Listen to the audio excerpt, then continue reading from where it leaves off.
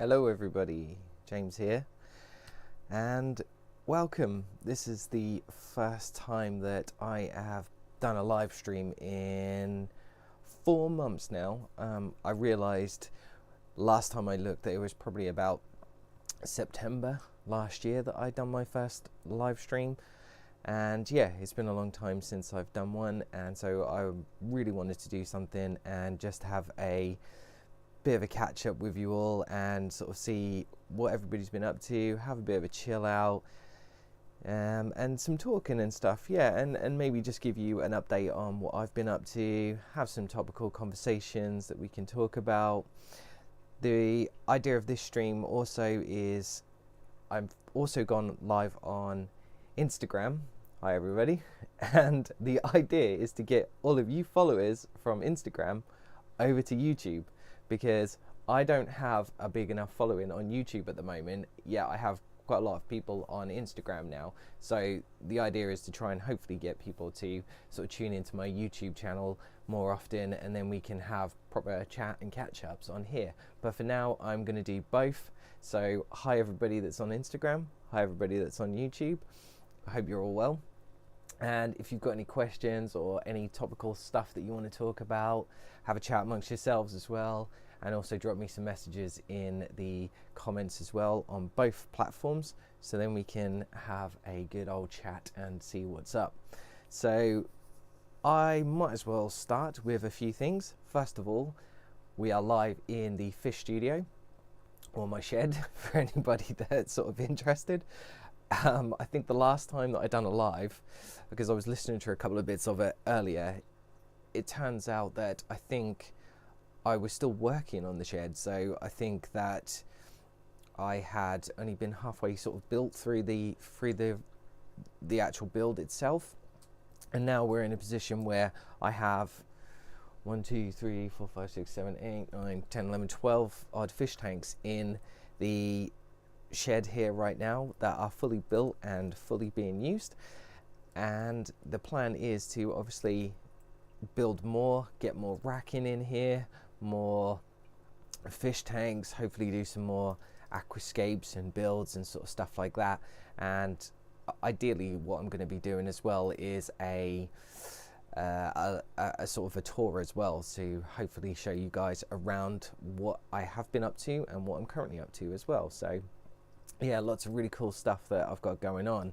So yeah, it's really good to be in the shed. I really hope that the internet is really good here, so you'll have to let me know in the comments as well if the internet's good, because yeah, I think that although I've got Wi-Fi literally right next to my head here, I'm not sure how good it is from my house to the shed, so I'd be interested.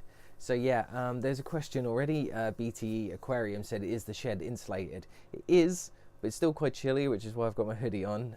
Although there's a few heaters from the aquariums, it's still of sort of average temperature, but it's warm enough to sit in here. I could quite easily take my t-shirt off and feel comfortable, but I thought I'd just keep the hoodie on just in case. But yeah, so it's not too bad at the moment, but I'm hoping once there's more tanks in here, this room is going to be like a sauna. So it's interesting now. I'm really interested to find out what it's going to be like in the summertime when it gets really hot, because that'll be when the real test begins, I think, as well. So I might as well kick things off then with a couple of sort of topical conversations, and if you want to join in, then join in. I will start things off, I think. One of the things I wanted to talk about today was sort of fish room science, if you will, compared to fish science. And what I mean by that is, I think that there is two definitions of the way things are and what you experience every day in your homes.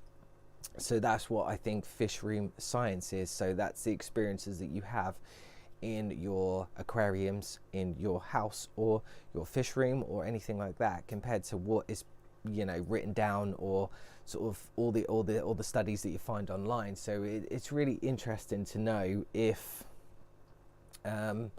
it's really interesting to see if, you know, the science is the reality, basically. That's what I'm trying to say. So a few examples of this, I think, is probably stuff like water parameters. I've gone on about this quite a few times before in the past, but one of the things that I think is very interesting is when you read online about the water parameters of certain fish and animals and stuff, and then when you try it in your own aquariums and try things in a different way, you find that you have success. Now that doesn't mean that it's the right way to go, and it doesn't mean that that's going to be the same for everybody else. But I think sometimes you can get different results because you have varying different environmental factors. So you could have the heat in the room, for example. It could be a factor. The type of water that you got and how hard the water is, how soft it is, how alkaline it is, how acidic it is, those different things. And I think that those experiences sort of define how successful or unsuccessful you are. Case in point of something as simple as hatch and brine shrimp. I had massive success in my house, and that was because my house is a lot warmer. Having a brine shrimp hatchery, which is sitting behind me, I tend to find that the water is a lot cooler because it doesn't have a heater in it. So you tend to find that there's different things that you need to do. So ideally, I mean, for me, I just need to heat the room up or find an aquarium that I can put the brine shrimp in and hatch them out for that. But as I said, it's different experiences. And also, I think the most important thing is like water. For me, I've had a lot of people say that certain animals and fish thrive in certain water parameters, and that may be the case in the wild, and for wild fish or wild caught fish. But when I think you get to aquarium level and hobby level, a lot of these fish have been so far flung away from their natural conditions that they've been accustomed or bred through the hobby, then the parameters are slightly different, and I think the game changes. So, for example, I've got lots of shrimp, and I've got 5 shrimp tanks at the moment, and all of those shrimp tanks have the water from my house, and that's tap water. And I'm not ashamed to say it or anything. I know people would say, oh, you need to be using RO water or softer water and stuff, but the water in my area is naturally hard. And short of a few sort of stumble-ins right at the very beginning with the shrimp that I acquired from shops and other breeders, yes, there was the acclimatization issues at first, but once the colony started growing and breeding, then those shrimp seem to have been accustomed to the water parameters in my area, and they're thriving. And I can honestly say that I don't get deaths every day or molting problems or anything like that. And the colorations on some of my shrimp is absolutely stunning. So I think that, as I said before, it's just yes, there may be certain ways that you've been told in the hobby and when you read it in books and stuff, and maybe that is the case, that there is some logic to it, but I do think that the game changes when you have your own aquarium conditions and your own home.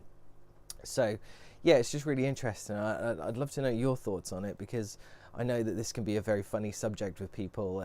Not a lot of people sort of get the whole water parameters thing and daren't vary from it too much, but I do like to test these things out. And I mean, I do use RO water in some of my aquariums. I have a reef tank, and don't get me wrong, I have tried tap water before, and I do get why people say that you should use RO water in reef aquariums. I think it's more to do with I tend to notice that you get a lot more algae and a lot more problems with growth in corals, and they're a lot more fussier than what, say, other fish in the freshwater world are. So you definitely notice that there is a bit of a difference in the marine section. But when it comes to freshwater fish, I think that they've been so heavily bred through the hobby and through different water parameters as they've gone, even from the point where they've been collected from the wild, that by the time they get to this sort of your house level, they tend to be already accustomed or resilient enough to sort of handle it. And fish are really resilient as well. It's incredible what these things go through, and especially the ones that are shipped through from wherever they've come from in the wild.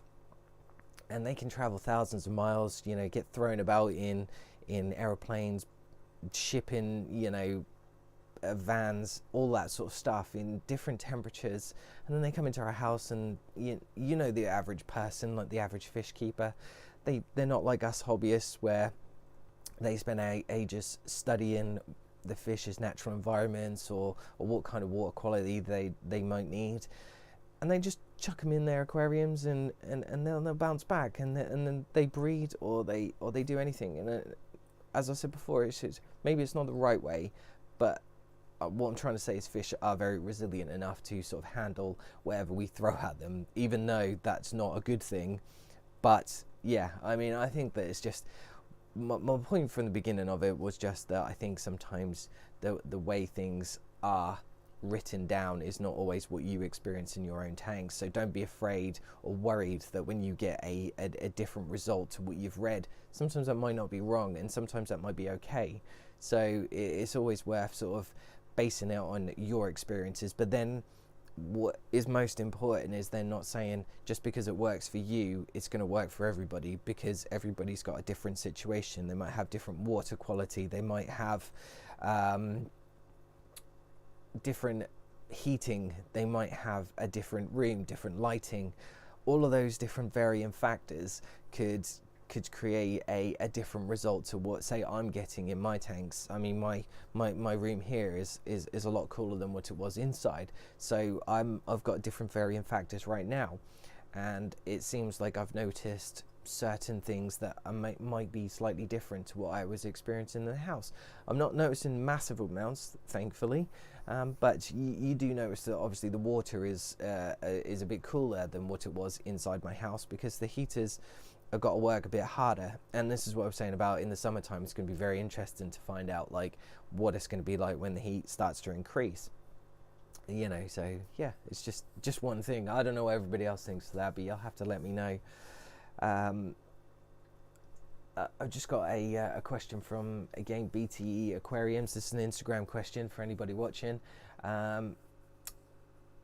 So you were talking about, is the shed insulated? And you were saying you're only asking because you're in the garage and you need to insulate it. Yeah, so just so you know, this shed has been insulated. Now, I couldn't afford a lot, I'll be honest, I couldn't afford to spend loads of money on the sort of thick foam insulation slabs that you put between the shed walls. So what I did is got a load of loft insulation, the big rolls from it, and basically lined every wall in the entire room with loft insulation, sort of stapled it in. Before I did that, I have like plastic all over the shed wall, because it's obviously wood, and I didn't want any water leaking onto the insulation, because as soon as you get water on the insulation, it then causes a lot of issues with the insulation actually working correctly. So I put the plastic first, then I put the loft insulation, and then I've put plasterboard over that. And on the ceiling, I don't know if you can slightly see, I've got like reflective foil on the ceiling to hopefully like bounce back the heat. Again, this is all trial and error at this time of the year, because I don't know if that's, you know, when I first did it, I didn't know if it was going to be sufficient enough to sort of hold the heat. But I've been really surprised. It's actually been moderately warm in here. I've got my Inkbird connected to my marine tank just to the left of me here, and I mean, obviously that's got a heater in it, but that's holding a temperature of 24.8 right now. And I would say that the temperature in the area, if I have a look, is 5 degrees. So sort of shows you that obviously my heaters aren't working too hard to keep the level of heat that's in it. Just got another comment from Instagram. So from Shrimp Father, he says shrimp room tour, fish room tour, sorry. Yeah, that is on the cards. That is one of my plans, to do a video on it, to sort of give you a good run through of everything that I've got.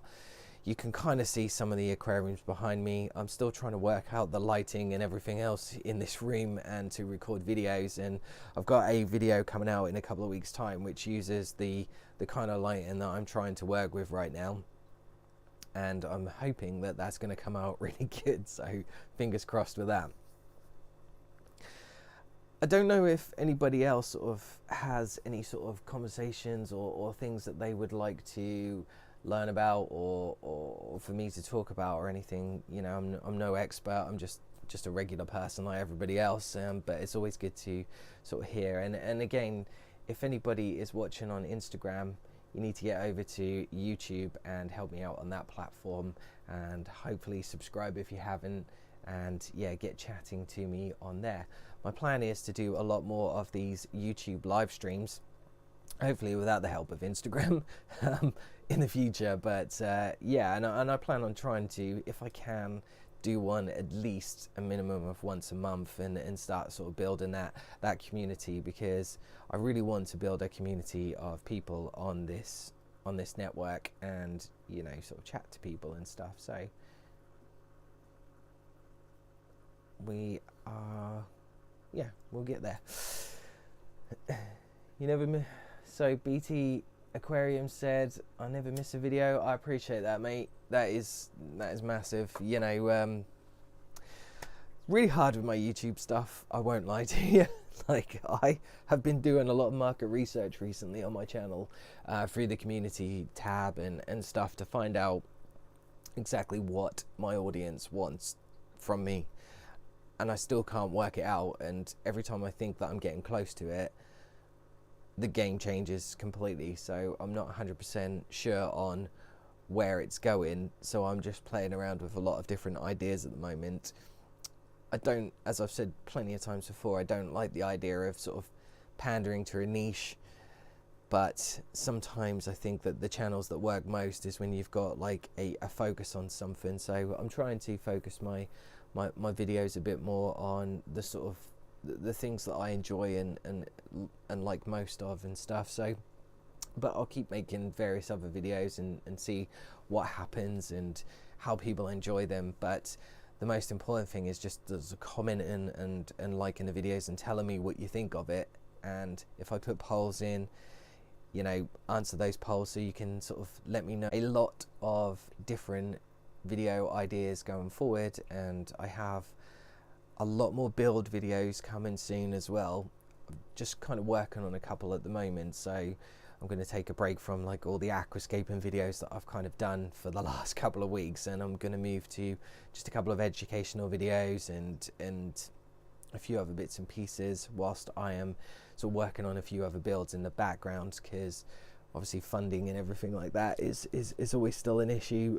So I have to wait until my paydays come along so I can afford to add plants to a tank, or some new botanicals, or whatever I'm doing, or a new light or anything like that. So, but yeah, I've got a few really good ideas, and I think everybody's going to really like the sort of the builds that I've got coming up, and I'm really excited, and I just can't wait to fill up this whole shed with aquariums, and then, you know, just have lots of different types of fish that I can sort of breed and sort of sell on to local hobbyists in the area as well. One of the things that I've always wanted to do is help support my area, as well as everybody else, because for me in Norwich it seems like there's not a massive community of fish keepers, or not ones that are make themselves very well known, and I want to sort of you know, start to build that up. And I would love there to be some more fish group around in the area. I don't know if that's not a massive thing in this country. It might be, but I just don't see a lot of it. Like these sort of fish community groups, like you see in America, a lot of people tend to go to like massive meetups where they can swap fish and have a bit of a talk and all that sort of stuff. It just doesn't seem like that happens in this country. I looked online many a times at like local fish groups, and I know that there was one many years ago around the area, but it died off, and it doesn't seem like there's anything else that's sort of ever been injected here. So it's really interesting to know, you know, how much interest there is for that sort of stuff. So a few other questions then, from Instagram again. Shrimp Father, he says, where did the name Mr. Brightfryed come from? I wondered when somebody was ever going to ask that question. Essentially, way before I thought about starting a YouTube channel, like most people, I wanted to take photos of my fish tanks and share them with other fish nerds around the world. So I started an Instagram account, and I just posted a couple of pictures on there, but I didn't want my friends or family sort of knowing that I had, you know, this weird fish obsession like most of us have. So I was like, all right, I need to create an account. What do I call it?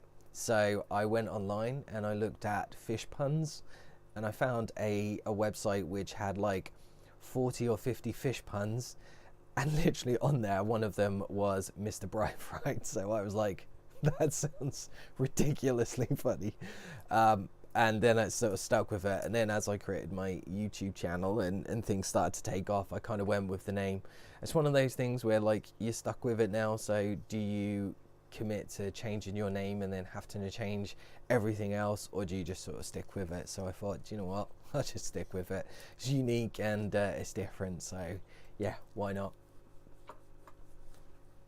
So a few other questions coming through. Hi to everybody that's joining, I really appreciate it. Thanks for spending your Friday night with me when you could be probably doing something more interesting, but I really appreciate it. Another question that's come through is on Instagram is, would you ever do a large tank, maybe like a large cichlid tank?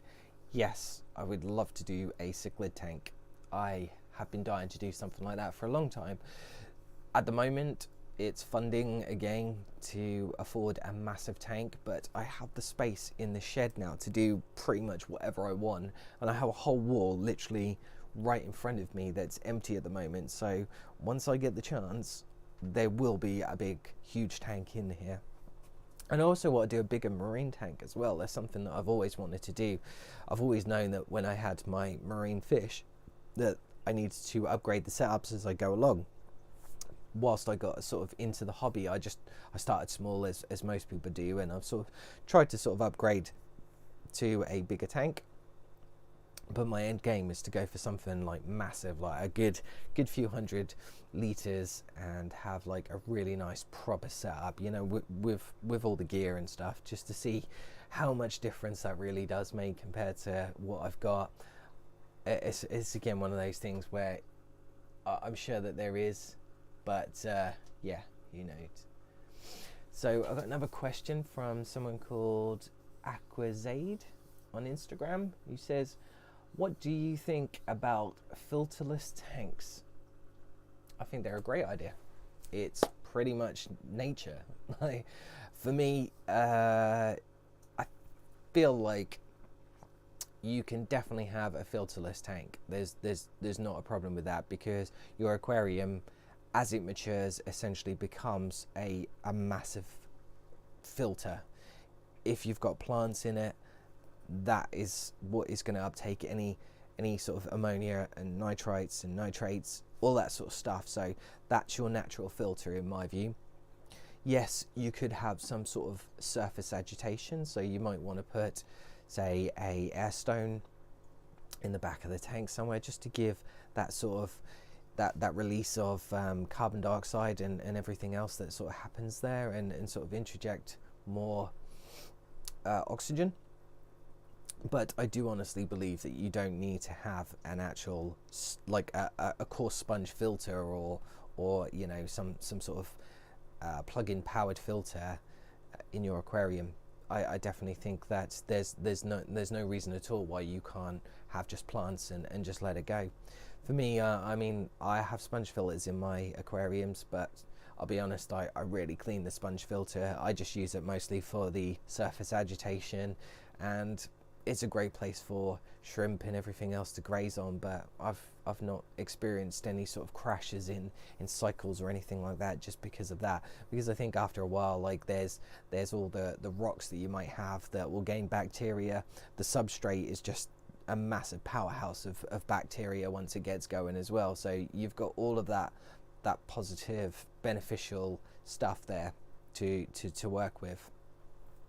So yeah, that's what my view is. Hi everybody that's joining on Instagram. If you haven't, then head over to YouTube, because I'm actually streaming live on YouTube. So I'd really appreciate it if you headed over there and drop some messages in the chat there if you want to talk to me about anything, then do it on there, and you're very welcome for the answer. My dream fish to keep is... One of my dream fish to keep was, like most people, was some sort of marine fish, and I ended up actually owning that. And at first I was like, oh man, I really want a clownfish, you know, because everybody does, and it's that stable fish in the hobby. But then after a while I was like, actually, one fish that I really do love is the Banggai cardinal.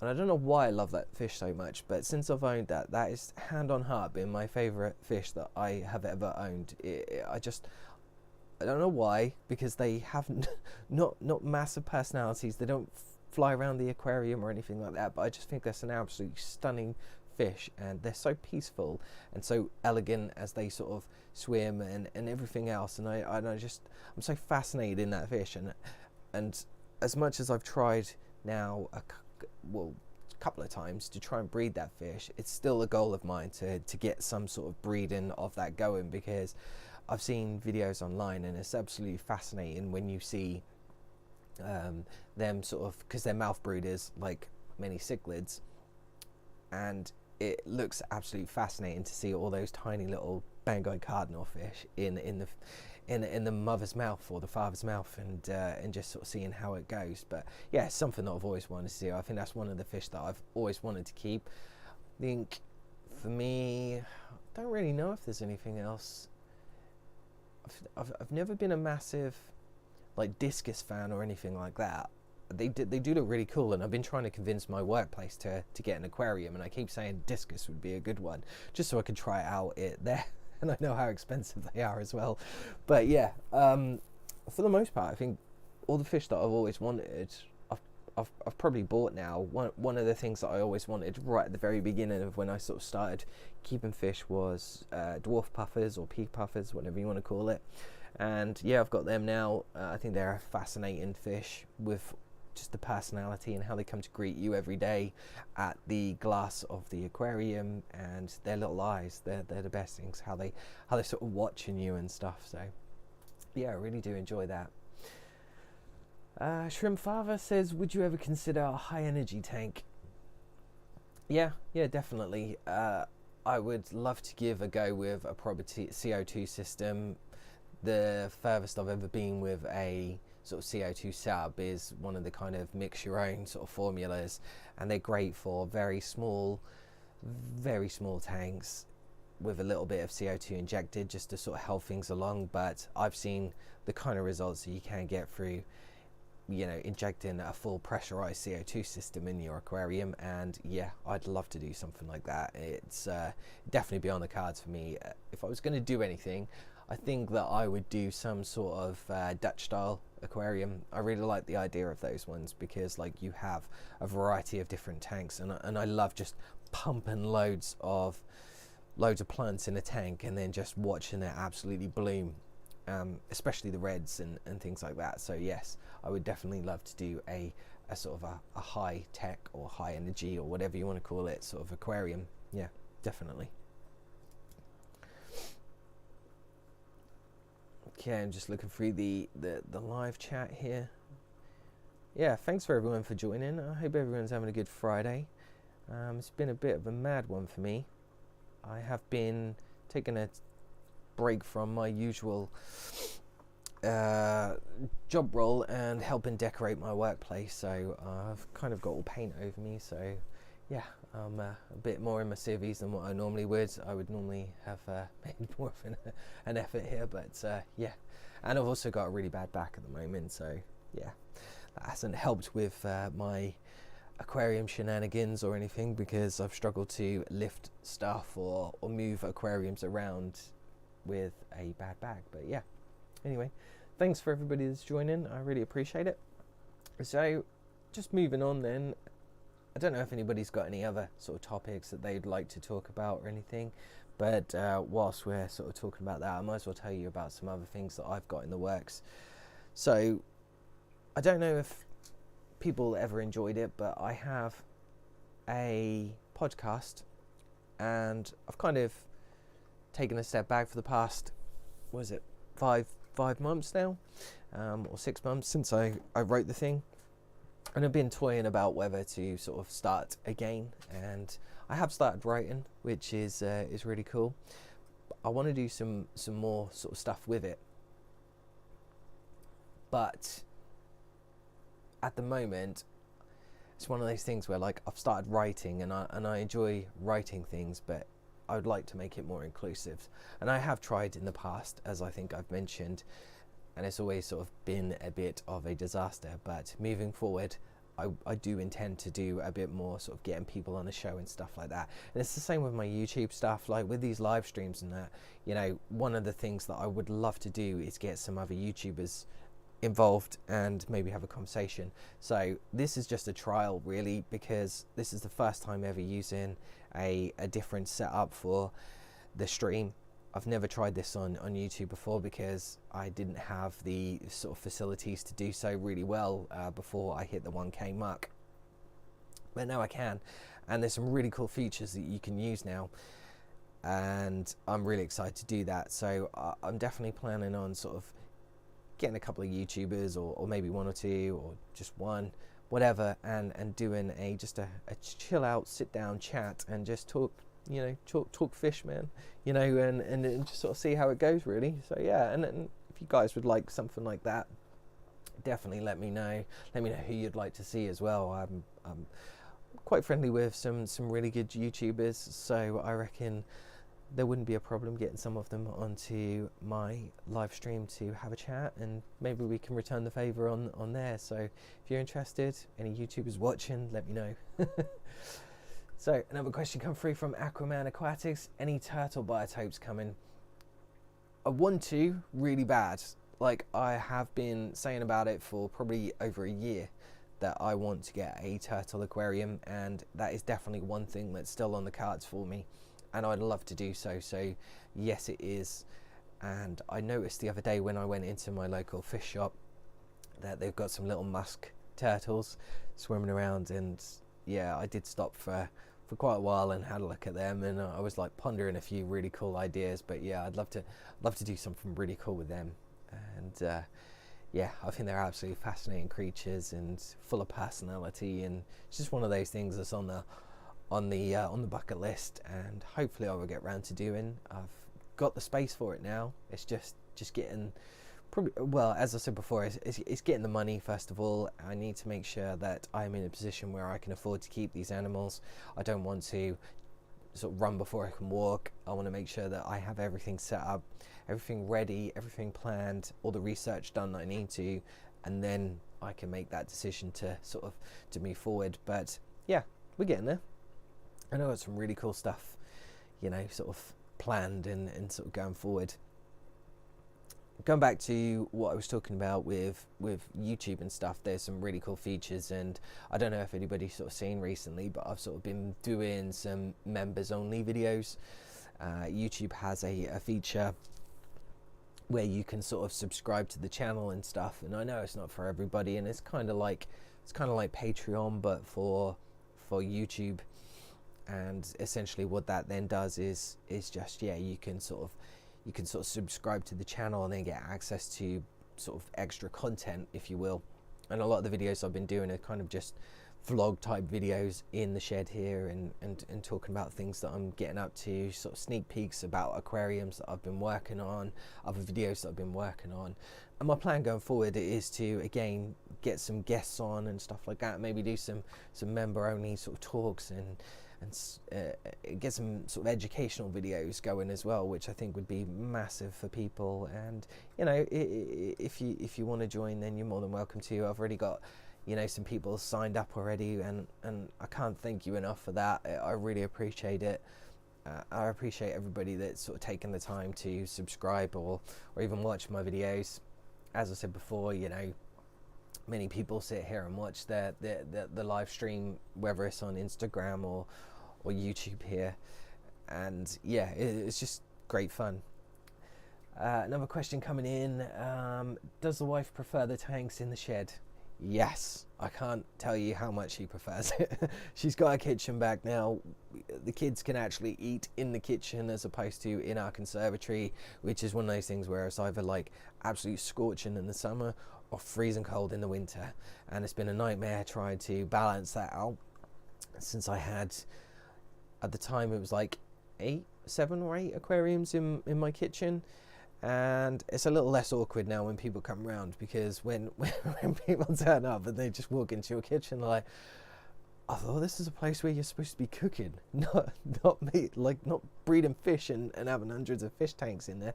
And I won't lie, a racking system that you normally have, like a metal racking system, is not the most visually pleasing thing that you can have in your kitchen. So yeah, I think it's benefited us greatly to have our kitchen back.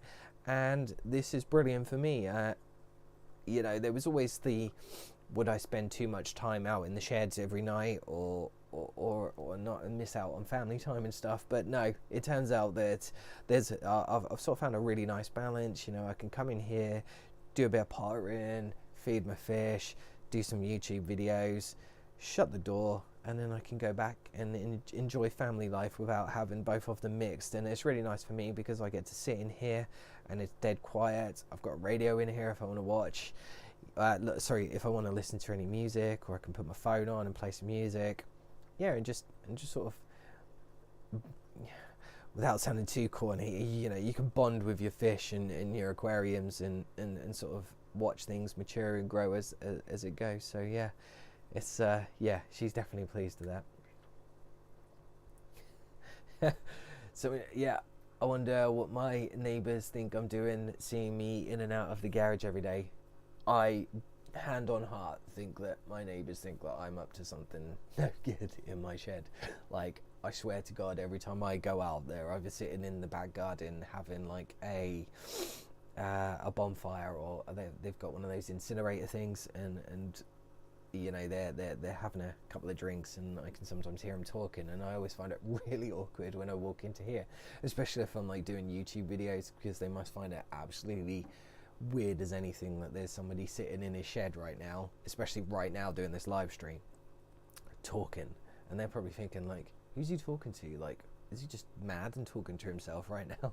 But yeah, I do. And the funniest thing is, like, obviously when you go out to your shed, like I do, sometimes I'm boiling botanicals, or a lot of my frozen foods for my fish are still in the freezer in the house.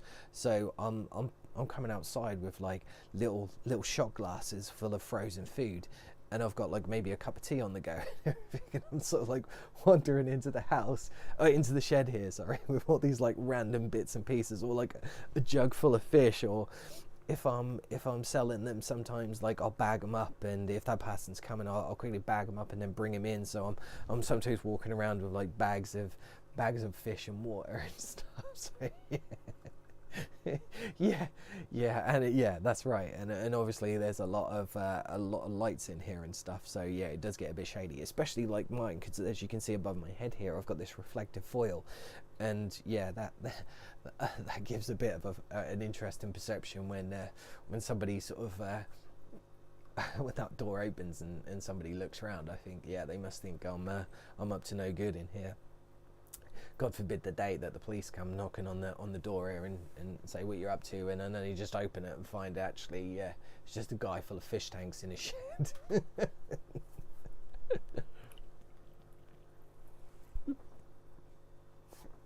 Oh.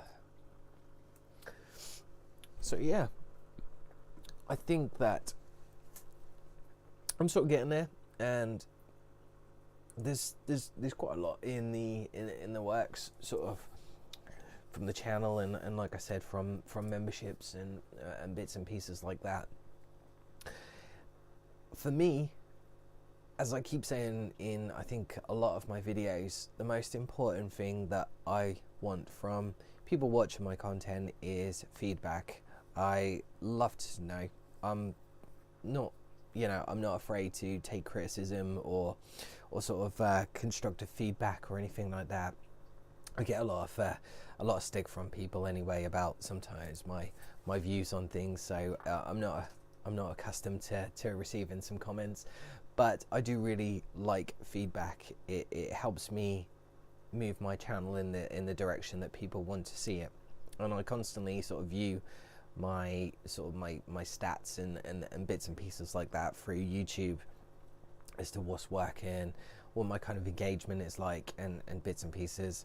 You'll probably notice when you watch my videos, especially some of the more recent ones, is that I'm now trying to adjust the way that I do things. So you'll probably notice some changes coming up in a couple of videos, the way I'm filming things. I'm trying to make it a bit more engaging and exciting and more interesting than sort of being stable and steady and stuff like that.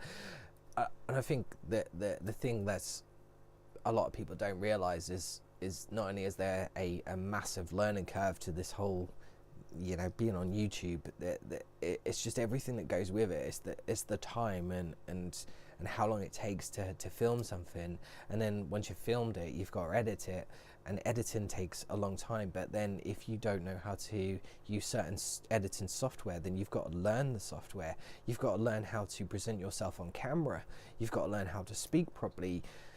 One thing that I notice a hell of a lot in a lot of my videos, and I really try hard with this, is using words like or you know, or something like that, or things like that. I know that I do it, but it's really hard to get out of that practice in your head to say, stop doing that.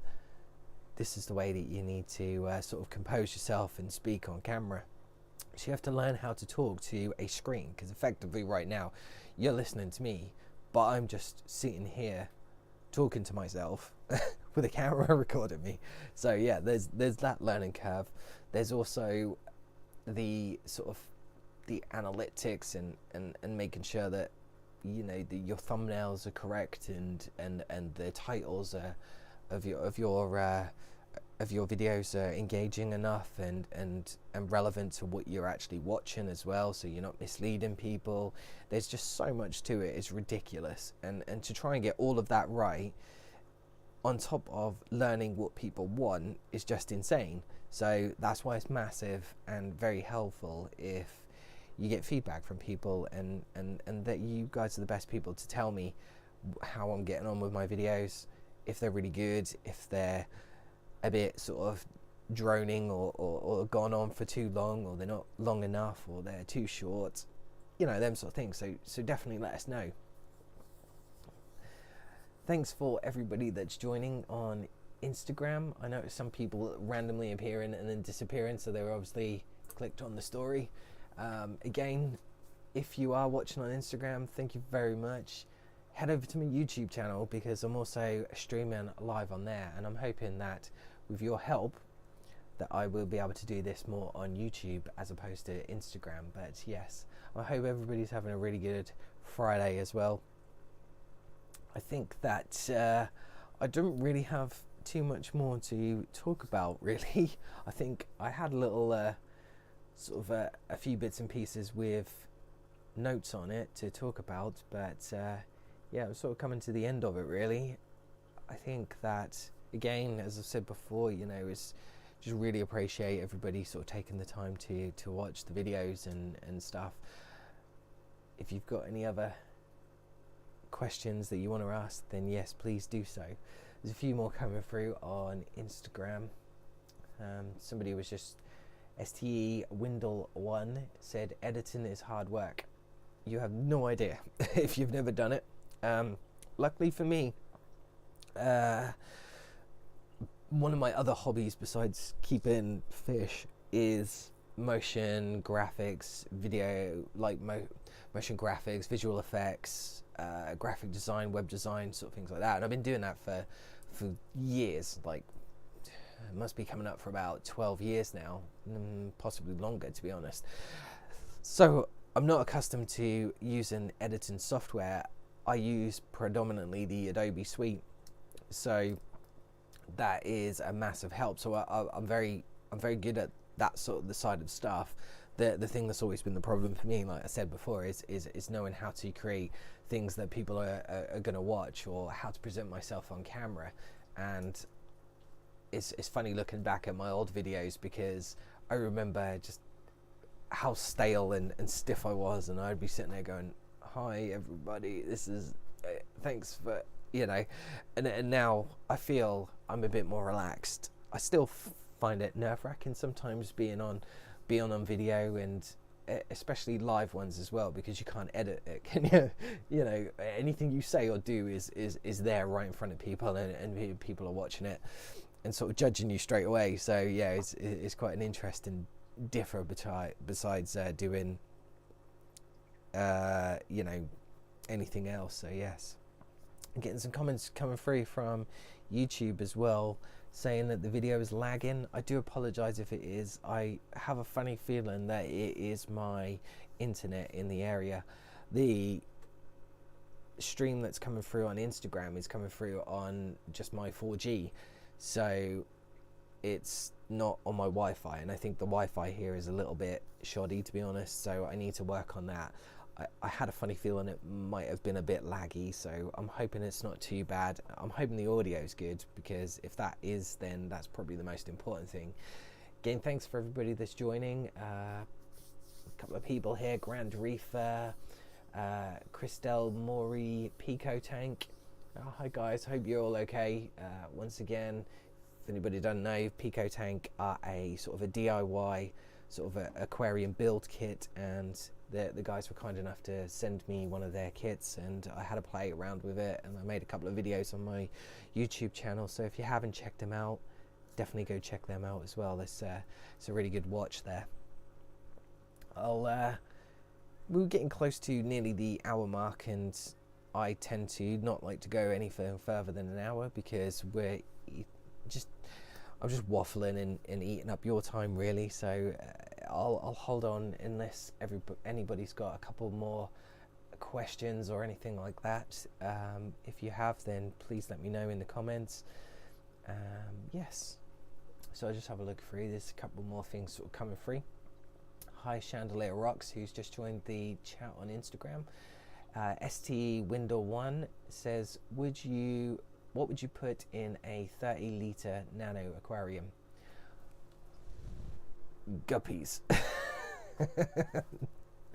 Like that cubed aquarium behind me there is one I just posted a couple of I think it was Monday. Yeah, it was Monday. Yeah, I'll put guppies in that 30-litre there. Whether there's too many, you be the judge. For me, it seems to be working fine. It's a really hard one to sort of make the point, because I have very different opinions sometimes on what can and can't be done, and I think that there is a sort of a moral welfare thing, that you don't go too extreme on the size of the fish that you put in the aquarium, but I think that you can get away with trying some things out, and it's all trial and error, and as long as you're sort of mindful about what you're doing and not being crazy about it, and your filtration's there enough to sort of handle stuff. Again, you've got to be careful of that, because you could argue that you could stick a goldfish in a 30-litre aquarium, and everybody, you know, that thing could be absolutely causing like disastrous effects on it. Yes, you could do it, but should you do it? Questionable. Probably not. So yeah. Glad the audio's coming through fine on YouTube. That's great to hear. Got a few options on YouTube, but this is the first time I've been playing around with it. But I've seen they're like, I have features called super chats and I think a few other bits and pieces. Again, one thing that one thing that's really cool with YouTube as well is like there's a members, as I was saying, the members thing. You get like a little emojis next to your name, which is really cool, and you get like free super chat, I think it is, or something, where you're in the live feed, your question will come up at the very top of the chat. So once things start to get the sort of the ball rolling better, then hopefully people can then sort of be posting on it and stuff like that. Like I said, my aim is to have like a conversation going and a good chat with other fish nerds, and yeah, just talk about stuff and what you've been up to. You know, what's everybody been up to in the hobby at the moment. What's new? What you're up to? Thanks for everybody that's joining on Instagram as well. Again, head over to YouTube. It's cooler. Right, I'm gonna give it just one more minute and then I am checking out. Again, thanks for everybody that's watching. I will post this video also on my